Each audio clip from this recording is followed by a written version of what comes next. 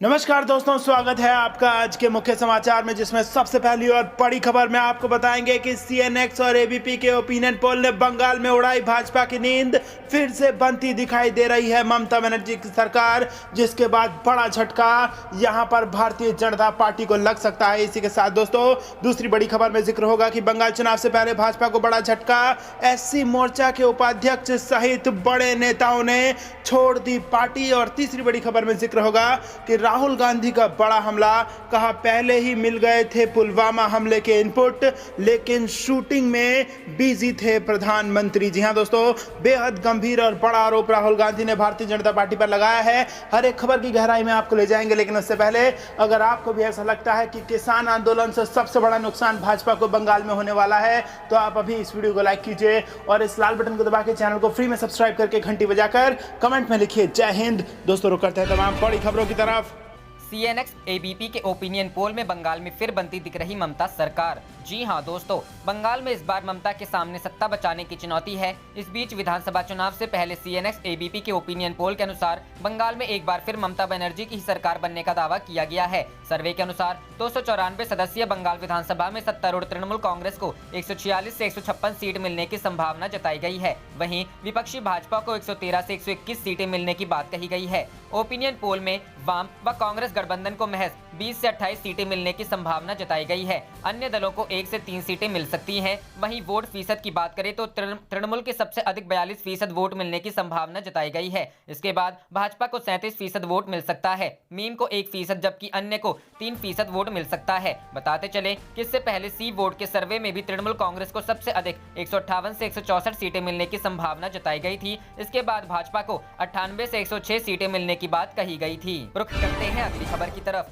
बंगाल चुनाव से पहले बीजेपी को बड़ा झटका, सुप्रीम कोर्ट मोर्चा के उपाध्यक्ष सहित इन नेताओं ने छोड़ी पार्टी। जी हां दोस्तों, पश्चिम बंगाल में विधानसभा चुनाव से पहले बीजेपी को बड़ा झटका लगा है। पार्टी के कई दिग्गज नेताओं ने तृणमूल कांग्रेस की सदस्यता ग्रहण कर ली है। माना जा रहा है कि इन नेताओं के पार्टी छोड़ने से बीजेपी के कई इलाकों में झटका लग सकता है। बता दें कि बंगाल में विधानसभा चुनाव की घोषणा कभी भी हो सकती है। आयोग द्वारा इसकी तैयारी जोर शोर से चल रही है। जानकारी के अनुसार बीजेपी एससी मोर्चा के प्रदेश उपाध्यक्ष दीपक रॉय और प्रदेश कार्यकारिणी एससी मोर्चा के सदस्य सुब्रत रॉय ने पार्टी छोड़ दी है। इसके साथ ही नदिया और डायमंड हार्बर जिले के सैकड़ों कार्यकर्ताओं ने बीजेपी छोड़ टीएमसी ज्वाइन कर लिया है। वहीं पार्टी के अध्यक्ष दिलीप घोष ने नेताओं के पलायन पर बयान दिया है। घोष ने कहा कि बीजेपी में से अब कोई नहीं जाएगा। नदिया जिले के राणाघाट 2 ब्लॉक के मेजर ग्राम में शनिवार को भाजपा और माकपा के 250 कार्यकर्ता तृणमूल में शामिल हुए। शामिल होने वाले नेताओं में भाजपा की मणिका ग्राम पंचायत की सदस्य मोनिका रॉय और माकपा नेता सुशांत मंडल शामिल हैं। मेजर ग्राम हाई स्कूल से सटे एक क्षेत्र में सत्ताधारी पार्टी द्वारा सभा आयोजित की गई थी। मौके पर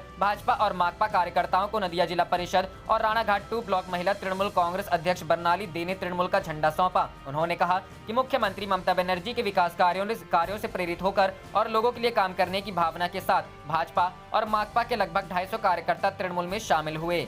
रुख करते हैं अगली खबर की तरफ। राहुल का बड़ा हमला, पहले ही मिल गए थे पुलवामा हमले के इनपुट, लेकिन शूटिंग में लगे रहे पीएम। जी हां दोस्तों, जम्मू कश्मीर के पुलवामा में 14 फरवरी 2019 को हुए आतंकी हमले को लेकर कांग्रेस सांसद राहुल गांधी ने प्रधानमंत्री नरेंद्र मोदी पर निशाना साधा है। राहुल गांधी ने मंगलवार को ट्वीट करते हुए कहा कि खुफिया विभाग की तरफ से पहले ही इनपुट मिल जाने के बावजूद प्रधानमंत्री मोदी ने कोई कदम नहीं उठाया और फिल्म की शूटिंग में लगे रहे। राहुल ने कहा कि पीएम ने हमारे देश के जवानों को मरने के लिए छोड़ दिया। गौरतलब है कि 2 साल पहले हुए पुलवामा आतंकी हमले में सीआरपीएफ के 40 जवान शहीद हुए थे। राहुल गांधी ने पीएम मोदी पर हमला बोलते हुए अपने ट्वीट में लिखा, खुफिया विभाग की तरफ से पहले ही दे दिए गए इनपुट को नजरअंदाज करते हुए 14 फरवरी 2019 को प्रधानमंत्री एक फिल्म की शूटिंग में व्यस्त रहे और हमारे देश के जवानों को पुलवामा में मरने के लिए छोड़ दिया। खुफिया विभाग के जिन इनपुट्स पर कार्रवाई करनी थी, आखिर उन्हें नजरअंदाज क्यों किया गया? आपको बता दें कि 14 फरवरी 2019 को सीआरपीएफ के करीब 2500 जवान को लेकर बसों का एक काफिला जम्मू से श्रीनगर की तरफ जा रहा था। उसी दौरान पुलवामा में आदिल अहमद डार नामक एक आत्मघाती हमलावर ने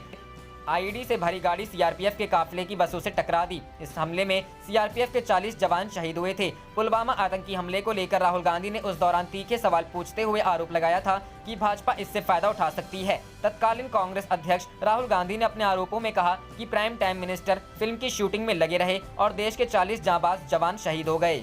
रुख करते हैं अगली खबर की तरफ। विधानसभा चुनावों में गरमाने लगा सीएए का मुद्दा, बंगाल में लागू करने के लिए भाजपा मुखर तो असम में साधी चुप्पी। जी हां दोस्तों, 5 विधानसभाओं के चुनाव में नागरिकता संशोधन कानून का ठंडा पड़ा मुद्दा फिर से गरमाने लगा है। भाजपा विरोधी दल इसे हर राज्य में जनता के बीच ले जा रहे हैं और दावा कर रहे हैं कि वे इसे लागू नहीं होने देंगे। दूसरी तरफ भाजपा इस मुद्दे को अपनी राजनीतिक रणनीति के अनुसार उठा रही है। भाजपा पश्चिम बंगाल में CAA लागू करने की बात कर रही है, लेकिन असम में वह इस मुद्दे से ही बच रही है। विधानसभा चुनाव जितने नजदीक आ रहे हैं, विभिन्न मुद्दे गरमाने लगे हैं। इससे हर राज्य का माहौल भी अलग अलग बन रहा है।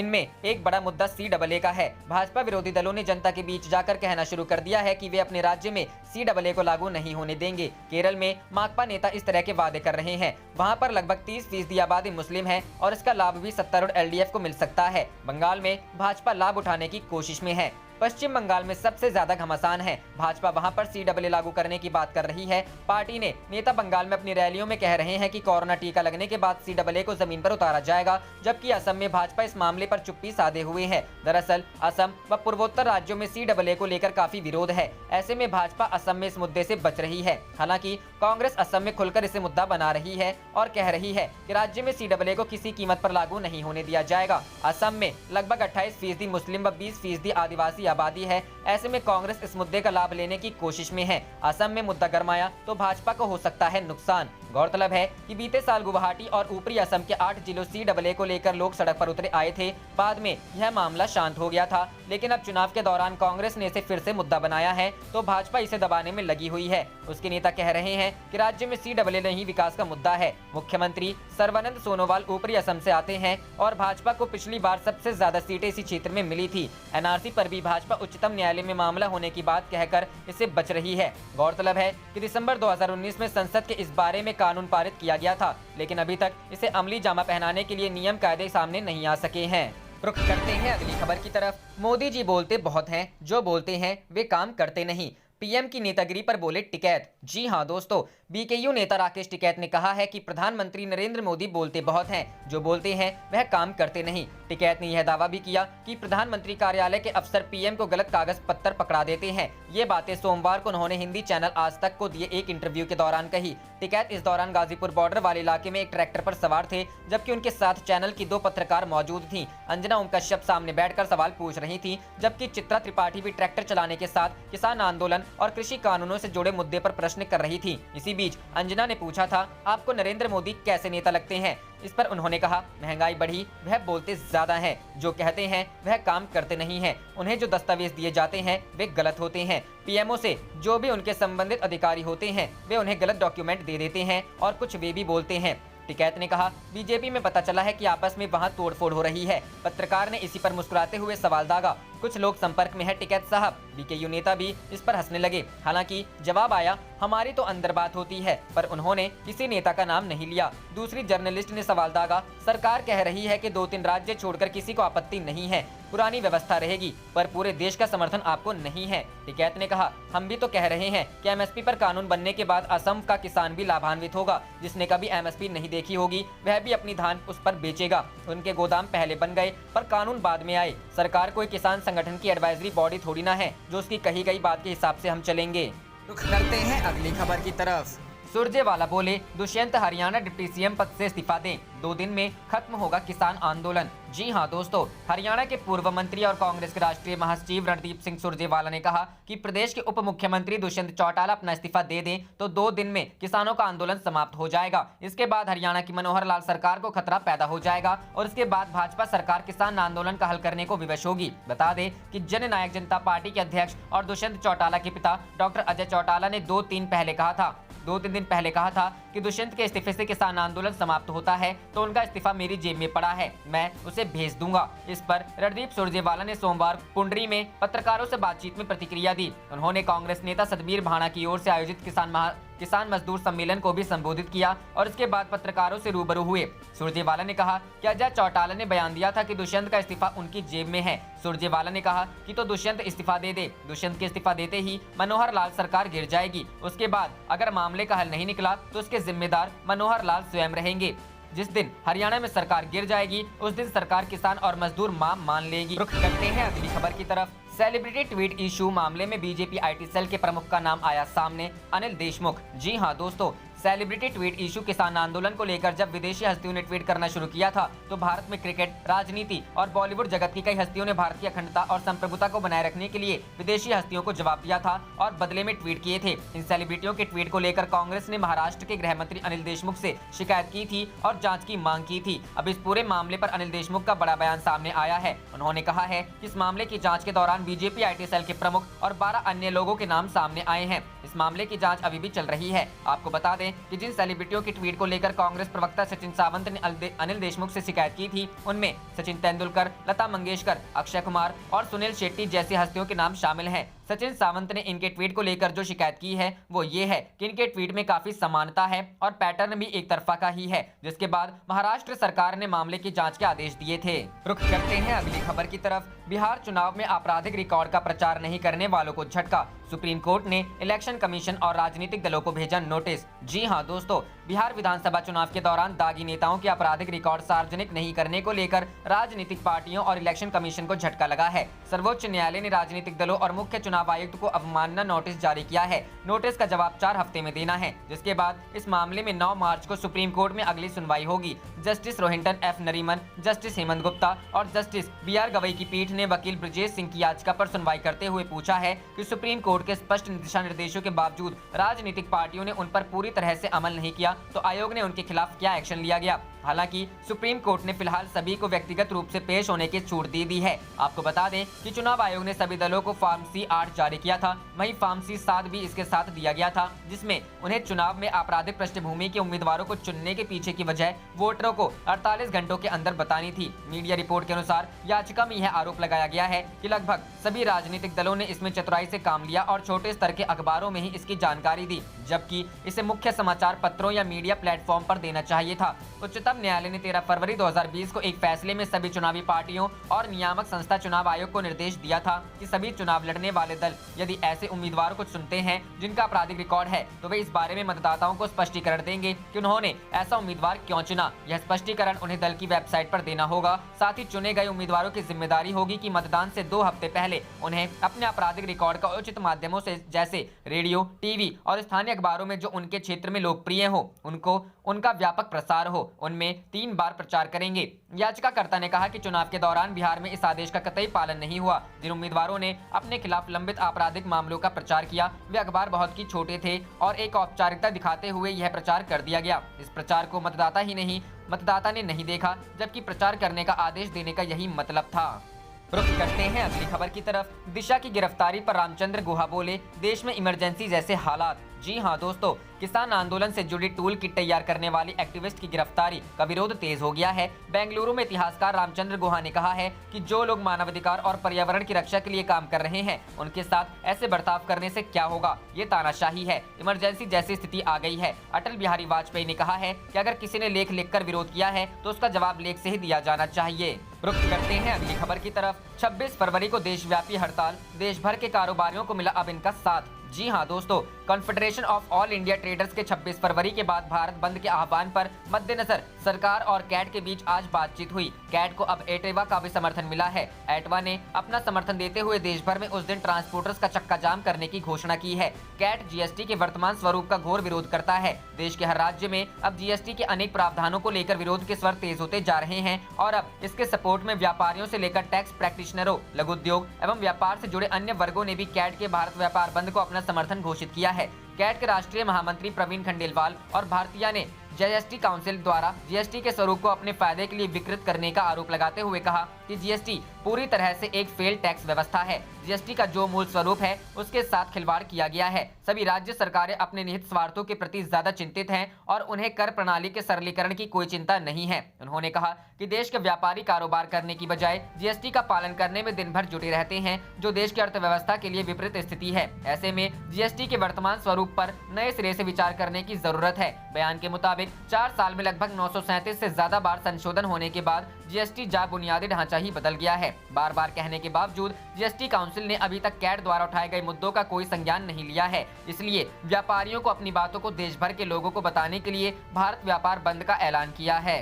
रुख करते हैं अगली खबर की तरफ। बंगाल चुनाव से पहले बीजेपी को बड़ा झटका, इन दिग्गज नेताओं ने छोड़ी पार्टी। जी हां दोस्तों, पश्चिम बंगाल में विधानसभा चुनाव से पहले बीजेपी को बड़ा झटका लगा है। पार्टी के कई दिग्गज नेताओं ने तृणमूल कांग्रेस की सदस्यता ग्रहण कर ली है। माना जा रहा है कि इन नेताओं के पार्टी छोड़ने से बीजेपी को कई इलाकों में झटका लग सकता है। बता दें कि बंगाल में विधानसभा चुनाव की घोषणा कभी भी हो सकती है। आयोग द्वारा इसकी तैयारी जोर शोर से चल रही है। जानकारी के अनुसार बीजेपी एससी मोर्चा के प्रदेश उपाध्यक्ष दीपक रॉय और प्रदेश कार्यकारिणी एमसी मोर्चा के एससी मोर्चा के सदस्य सुब्रत राय ने पार्टी छोड़ दी है। इसके साथ ही नदिया और डायमंड हार्बर जिले के सैकड़ों कार्यकर्ताओं ने बीजेपी छोड़ टीएमसी ज्वाइन कर लिया है। नदिया जिला के राणाघाट 2 ब्लॉक के मेजर ग्राम में शनिवार को भाजपा और माकपा के 250 कार्यकर्ता तृणमूल में शामिल हुए। शामिल होने वाले नेताओं में भाजपा की मणिका ग्राम पंचायत की सदस्य मोनिका रॉय और माकपा नेता सुशांत मंडल शामिल हैं। मेजर ग्राम हाई स्कूल से सटे एक क्षेत्र में सत्ताधारी पार्टी द्वारा सभा आयोजित की गई थी। मौके पर भाजपा और माकपा कार्यकर्ताओं को नदिया जिला परिषद और राणाघाट 2 ब्लॉक महिला तृणमूल कांग्रेस अध्यक्ष बर्नाली दे ने तृणमूल का झंडा सौंपा। उन्होंने कहा कि मुख्यमंत्री ममता बनर्जी के विकास कार्यों से प्रेरित होकर और लोगों के लिए काम करने की भावना के साथ भाजपा और माकपा के लगभग 250 कार्यकर्ता तृणमूल में शामिल हुए। रुख करते हैं अगली खबर की तरफ। जनता से लूट, सिर्फ 2 का विकास, गैस सिलेंडर 50 रुपए महंगा होने पर राहुल गांधी का हमला। जी हां दोस्तों, कांग्रेस के पूर्व अध्यक्ष राहुल गांधी ने एलपीजी गैस पर 50 रुपए प्रति सिलेंडर महंगा होने पर केंद्र की नरेंद्र मोदी सरकार पर निशाना साधा है और आरोप लगाया है कि उनकी सरकार में सिर्फ 2 लोगों का ही विकास हो रहा है। कांग्रेस नेता का आरोप है कि जनता को केंद्र सरकार लूट रही है। उन्होंने ट्विटर पर लिखा है, जनता से लूट, सिर्फ 2 का विकास। पेट्रोल और डीजल की आसमान छूती कीमतों के बीच रसोई गैस सिलेंडर के दामों में रविवार को बड़ा इजाफा हुआ। तेल कंपनियों ने रसोई गैस सिलेंडर 50 रुपए महंगा कर दिया है। आज सोमवार 15 फरवरी से दिल्ली में एक गैस सिलेंडर की कीमत 769 रुपए होगी। फरवरी में यह दूसरा मौका है जब रसोई गैस महंगी हुई है। इससे पहले 4 फरवरी को भी गैस सिलेंडर की कीमत 25 रुपए बढ़ाई गई थी। यानी 15 दिनों के अंदर प्रति गैस सिलेंडर 75 रुपए की बढ़ोतरी की जा चुकी है। देश में पेट्रोल और डीजल के दाम भी लगातार बढ़ रहे हैं। कुछ जगहों पर इसके दाम 90 से 100 रुपए प्रति लीटर के बीच है। मध्य प्रदेश में प्रीमियम पेट्रोल की कीमत 100 रुपए के पार पहुंच चुकी है, जबकि मुंबई में पेट्रोल 95 रुपए प्रति लीटर में बिक रहा है। देश में पिछले 6 दिनों से पेट्रोल और डीजल की कीमत लगातार बढ़ रही है। इसके दामों की रोज समीक्षा की जाती है, जबकि एलपीजी गैस के दामों की समीक्षा 15 दिनों में की जाती है। रुख करते हैं अगली खबर की तरफ। बंगाल चुनाव, अब की बार राम और दुर्गा पर रार, सरस्वती पूजा से पहले टीएमसी बीजेपी में महाजंग। जी हां दोस्तों, पश्चिम बंगाल में जारी चुनावी लड़ाई अब हर दिन के साथ और धारदार होती जा रही है। भारतीय जनता पार्टी और तृणमूल कांग्रेस के बीच सीधी जंग होती दिखाई दे रही है और इस बार चुनावी जंग में धर्म का तड़का लग चुका है। भाजपा जहां टीएमसी को जय श्री राम के नारे पर घेरती आई है, वहीं अब ममता बनर्जी की पार्टी ने अब भाजपा को दुर्गा सरस्वती के नाम पर घेर लिया है। राम बनाम दुर्गा के खेल में फंसी भाजपा। दरअसल बीते दिनों इंडिया टुडे के कॉन्क्लेव में बीजेपी के प्रदेश अध्यक्ष दिलीप घोष ने देवी दुर्गा को लेकर नया इतिहास गढ़ दिया। उन्होंने कहा कि भगवान राम को राजा का दर्जा दिया जाता है, इसलिए राम राज्य की कल्पना है, लेकिन दुर्गा के साथ ऐसा नहीं होता है। बस इसी मसले पर अब टीएमसी आक्रामक हो गई है और इसे बंगाल महिला का अपमान बता दिया है। ये सच्चाई है कि बंगाल में दुर्गा पूजा सबसे बड़ा त्योहार है। देवी दुर्गा बंगाल के लोगों के दिल में बसती हैं। ऐसे में टीएमसी ने दिलीप घोष के बयान के हाथों हाथ लपक लिया। ममता बनर्जी के भतीजे अभिषेक बनर्जी ने तो चुनावी मंच से इस बयान को महिलाओं के अपमान से जोड़ लिया।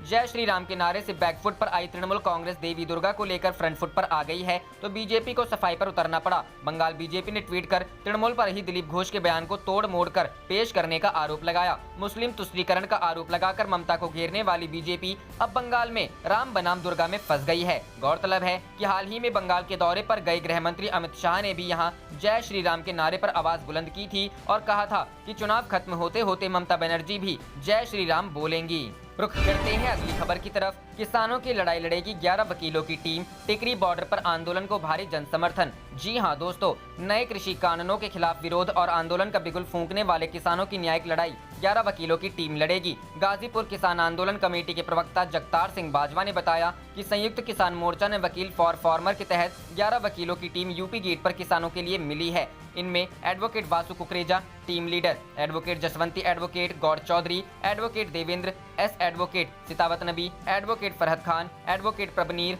एडवोकेट संदीप कौर, ए जय किशोरी, रवनीत कौर शामिल हैं। उन्होंने बताया कि यूपी गेट पर किसानों से 100 नोटिस की कॉपी मिली है जो अलग अलग मामलों की है। इन सभी को वकीलों के पैनल के पास भेज दिया गया है। इसके बाद पूरा पैनल अपने हिसाब से आगे की कार्रवाई करेगा। रुख करते हैं अगली खबर की तरफ। बिहार चुनाव में उम्मीदवारों के आपराधिक रिकॉर्ड सार्वजनिक न होने पर इलेक्शन कमीशन को सुप्रीम कोर्ट का नोटिस। जी हां दोस्तों, बिहार में पिछले साल हुए चुनाव के दौरान आपराधिक रिकॉर्ड वाले उम्मीदवारों के बारे में जनता को समुचित प्रचार माध्यमों से जानकारी न देने पर सुप्रीम कोर्ट ने निर्वाचन आयोग को अवमानना नोटिस जारी कर जवाब मांगा है। ये नोटिस मुख्य निर्वाचन आयुक्त सुनील अरोड़ा को भी भेजे गए हैं। Justice Rohinton F Nariman, justice Hemant Gupta और जस्टिस BR गवई की पीठ ने वकील ब्रजेश सिंह की याचिका पर सुनवाई करते हुए पूछा है कि सुप्रीम कोर्ट के स्पष्ट दिशा निर्देशों के बावजूद राजनीतिक पार्टियों ने उन पर पूरी तरह से अमल नहीं किया तो आयोग ने उनके खिलाफ क्या एक्शन लिया। आप देख रहे थे आपका अपना चैनल जय हिंद जय भारत।